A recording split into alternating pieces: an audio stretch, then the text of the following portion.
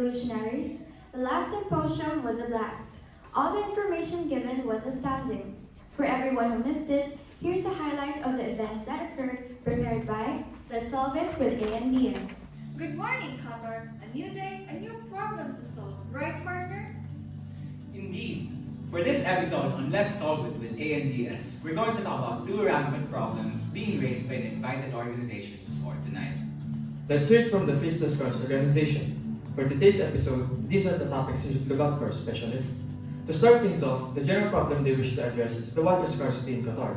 The second problem is the limited water resources since Qatar is an arid country.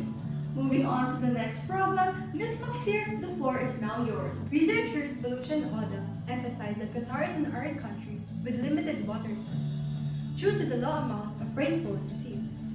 This reason, along with the lack of actual rivers, has increased the state's overdependence on groundwater resources, such as aquifers. Interesting point. May you please elaborate on that? Although it was a solution suggested earlier on, still, this will result in the water becoming unfit for both drinking and farming.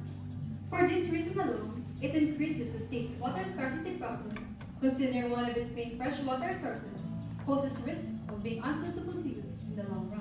Risking both drinking water and farming water truly is a terrifying situation.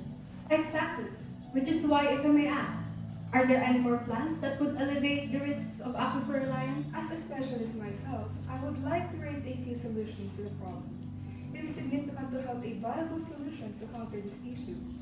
In this case, I would like to present one possible solution that will decrease and control the consumption and dependence of Qatar on groundwater resources, specifically aquifers. The practical solution to this problem is the establishment of an effective groundwater management system to balance the exploitation of resources in terms of quantity, quality, and water shortage of the aquifers by strict monitoring of groundwater levels, reductions in the amount of water pumped from specific aquifers, conservation and proper waste management, the construction of reservoirs, and an operation of groundwater contamination. Amazing! As an individual, I am in awe with the answers being provided by the specialists, as these solutions do seem reliable and gives assurance to the people. May I call on the Energy for a Century organization? For the knowledge of the mass, energy is pretty much consumed all throughout Qatar, especially with the continuously advancing industry the country currently possesses. Even with the small population in the country significantly smaller compared to other countries, Qatar still consumes more energy than you think. Being a developed country with an emerging market, its population also continues to grow, as more people, of course, would prefer to live in an advanced country. What an intriguing array of topics. Let's head on straight to the discussions. As the first representative of the Energy for a Century organization, let's give it up for Ms. Lamada. Qatar continues to be an icon for being a part of the emerging countries. Thus, this pertains to the industrialization and urbanization of the country. Industrialization, in the layman's point of view, means more goods produced in a lesser time frame. Industrialized countries catch the eyes of those who want to secure a brighter future, thus inviting more people to the country, which means the more there are people in Qatar, the higher the demands for basic needs, such as basic food consumption and usable water. Thus, these situations then increase the need for energy consumption. As beautiful as industrialization sounds, it does have its own set of cons. May we ask you to elaborate on how energy consumption has become a problem to Qatar?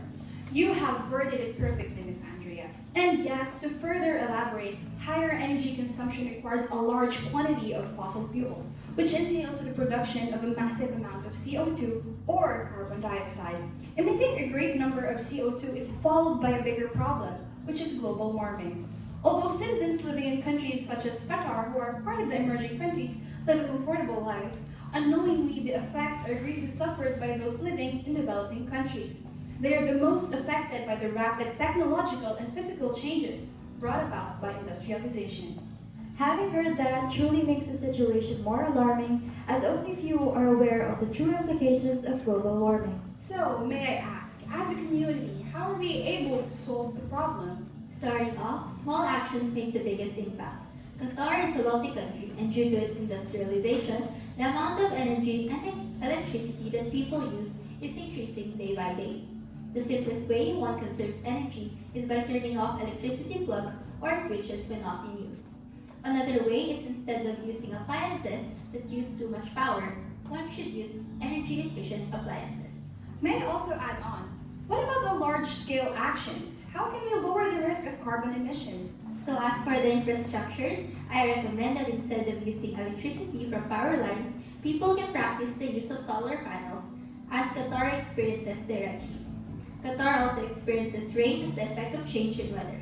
Another way we can conserve energy is that every winter, we can use hydroelectricity.